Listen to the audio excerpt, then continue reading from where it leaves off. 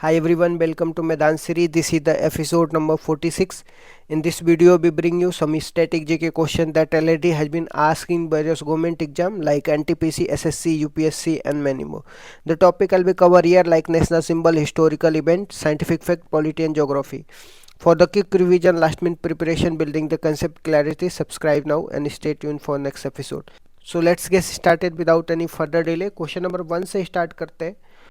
कौन सा धन आपूर्ति साधन सामान्यतः समग्र मौद्रिक संसाधनों के रूप में किया जाता है? तो M3 किया जाता है समग्र मौद्रिक संसाधनों के रूप. जब हम मनी मेजरमेंट की बात किया जाता है जिसमें M1, M2, M3, M4 आता है, इसमें M0 भी आता है. तो M0 में क्या होता है? हाई पावर मनी होता है जिसको रिजर्व मनी भी बोलते हैं. M1 में क्या नैरो मनी आता है जिसको हम संकरी मुद्रा बोलते हैं.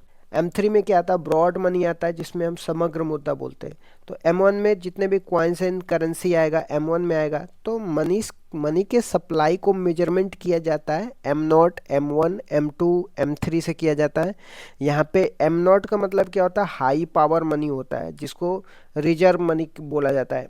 M1 को क्या बोलते हैं? नैरो मनी बोलते हैं जिसको संकरी मुद्रा बोला जाता है. ठीक. M3 को क्या बोलता है? ब्रॉड मनी बोला जाता है, समग्र मुद्रा बोला जाता है. तो जातिगत समानता का प्रसार करने के लिए ज्योतिबा फुले ने किस संगठन की स्थापना किया था? सत्यशोधक समाज का स्थापना किया था. इनकी किताब का नाम गुलामगिरी है, ये भी ध्यान रखिएगा.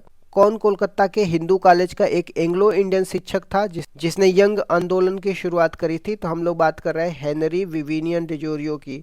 इन्होंने यंग आंदोलन स्टार्ट करी थी. ये हिंदू कॉलेज के एक एंग्लो इंडियन शिक्षक थे.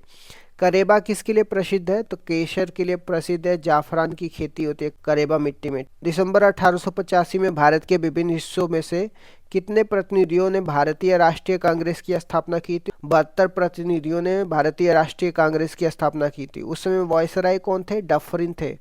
स्थापना करने वाले की बात करते हैं तो कांग्रेस की स्थापना करने वाले A.O. ह्यूम थे. पहले जो हेड बने थे कांग्रेस का व्योमेश चंद्र बनर्जी बने थे. पहली महिला जो कांग्रेस की हेड बनी थी उनका नाम एनी बेसेंट 1917 में बनी थी. पहली भारतीय महिला कौन बनी थी? इनका नाम सरोजनी नायडू है. भारत की जनगणना 2011 के अनुसार चाइल्ड सेक्स रेशियो कितनी है? 919 है. सेक्स रेशियो कितनी है? 1000 पुरुष में महिलाओं की संख्या 943 है. इसको सेक्स रेशियो बोलते हैं. 2001 में सेक्स रेशियो कितनी थी? 1000 पुरुषों में 933 महिलाएं थी. भारत के प्रथम और सबसे लंबे समय तक सेवारत महान्यायवादी कौन है? तो इनका नाम MC सीतलवाड़ है. महान्यायवादी की बात करते हैं. आर्टिकल 76 में महान्यायवादी की बात किया गया हमारे संविधान में. पहले विधि आयोग के अध्यक्ष कौन बने थे? इनका नाम MC सीतलवाड़ थे. खिलजी वंश के किस सुल्तान ने अपने शासनकाल में अपने सैनिकों को नगद वेतन देना शुरू किया और बाजार को नियंत्रित करने का काम किया था? इनका नाम अलाउद्दीन खिलजी है. यदि किसी परमाणु की परमाणु संख्या 6 है और न्यूट्रॉन की संख्या 10 है तो परमाणु का परमाणु द्रव्यमान क्या होगा? जब हम किसी भी एलिमेंट के एटॉमिक नंबर की बात करते हैं उसको जेड से डिनोट करते हैं. जितना एटॉमिक नंबर होता है उतना ही प्रोटॉन और उतना ही इलेक्ट्रॉन होता है. न्यूट्रॉन की संख्या 10 दिया है. जब हम एटॉमिक मास निकालते हैं जिसको A से रिप्रेजेंट करते हैं, द्रव्यमान को A से रिप्रेजेंट किया जाता है, तो atomic mass is equal to proton plus neutron होता है. तो प्रोटॉन की संख्या जितना ही इलेक्ट्रॉन होता है, जितना एटॉमिक नंबर होता है उतना ही प्रोटॉन होता है. प्रोटॉन की संख्या 6 है तो 6 + 10 मिला करके कितना होगा? 16 हो जाएगा. एटॉमिक मास हो गया. तो किसी भी एलिमेंट का एटॉमिक मास जो होता है प्रोटॉन और न्यूट्रॉन के बराबर होता है. और जितना प्रोटॉन होता है उतना ही इलेक्ट्रॉन और उतना ही क्या होता है? एटॉमिक नंबर होता है. तो इस तरीके से जो एटॉमिक मास होगा 16 होगा. भारत की कौन सी प्रणाली वेस्टमिनिस्टर मॉडल पर आधारित है? तो इसको संसदीय प्रणाली बोला जाता है. वेस्टमिनिस्टर मॉडल यूके की संसद को बोला जाता है. करो या मारो का नारा किसने दिया था? महात्मा गांधी ने दिया था. भारत छोड़ो आंदोलन के दौरान दिया था. ठीक. PT उषा ने किस ओलंपिक खेल में 400 मीटर बाधा दौड़ में 55.42 सेकेंड का समय लिया था? तो इसका आंसर लॉस एंजलिस होगा. 1984 में हुआ था. भारतीय ओलंपिक संघ के हेड कौन है? PT उषा है अभी. ठीक. 1973 के रेगुलेटिंग एक्ट के तहत ब्रिटिश सम्राट ने ब्रिटिश भारत के किस शहर में सर्वोच्च न्यायालय की स्थापना किया जाता है? तो 1973 के रेगुलेटिंग एक्ट के तहत 1974 में सुप्रीम कोर्ट की एस्टेब्लिशमेंट कलकत्ता में होती है जिसमें एक चीफ जस्टिस और 3 जस्टिस होते हैं. एक जो पहले चीफ जस्टिस बनते हैं उनका नाम एलिजा इम्प्रे है. ठीक. उसी समय 1973 के रेगुलेटिंग एक्ट के तहत बंगाल के गवर्नर को बदल करके बंगाल का गवर्नर जनरल नियुक्त किया जाता है। और पहले जो बंगाल के गवर्नर जनरल बनते हैं उनका नाम वॉरेन हेस्टिंग था। वसा के पाचन के लिए आवश्यक एंजाइम कौन है? तो इसका नाम लाइपेज एंजाइम है, अग्नाशय रस भी इसे बोलते हैं। वसा का पाचन किस अंग में होता है? छोटी आंत में होता है, जिसको ड्यूडेनम बोला जाता है। ठीक। 2011 की जनगणना के अनुसार भारत की जनसंख्या वर्ल्ड में कितनी परसेंट है? तो 17.5% है।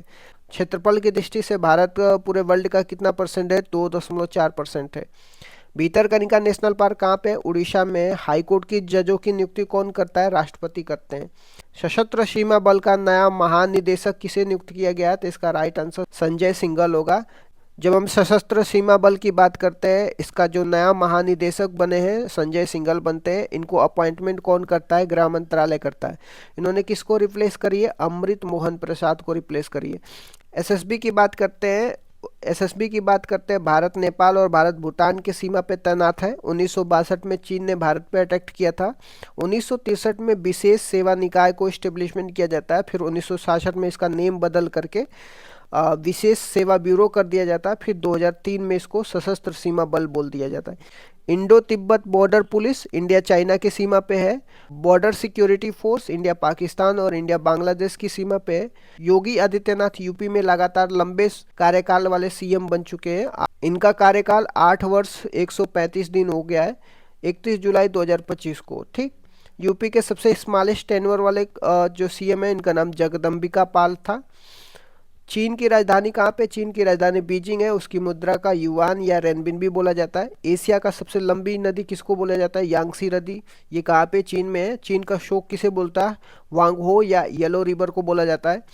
टकला मकान मरुस्थल कहाँ पे? चीन और मंगोलिया के बीच में। इस तरीके से मैंने कुछ 25 इंपॉर्टेंट क्वेश्चन डिस्कस कर दिया। Thank you so much guys. Keep loving, keep supporting. Bye bye, see you tomorrow.